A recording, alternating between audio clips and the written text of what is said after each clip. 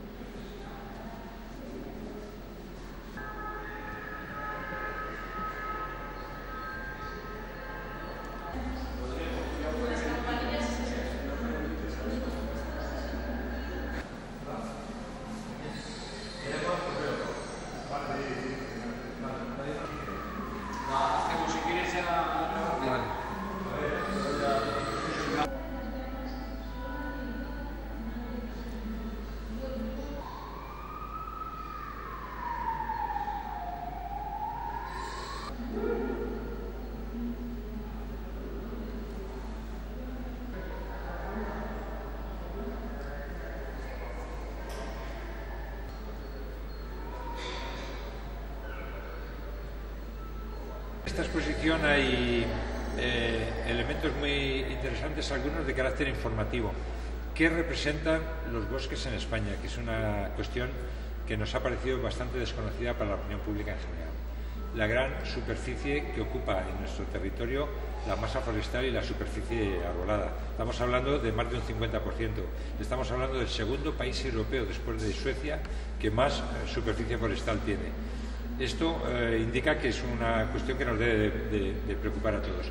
Esa información es uno de los elementos claves de esta exposición, pero claro, enseguida nos metemos dentro del bosque y ahí hablamos de la biodiversidad, de la flora, de la fauna de los bosques españoles, pero hablamos también de lo que los bosques nos han dado, la riqueza que contienen desde todos los puntos de vista y qué elementos nos siguen proporcionando hoy en día, que es otra cosa que yo creo que va a sorprender a la gente.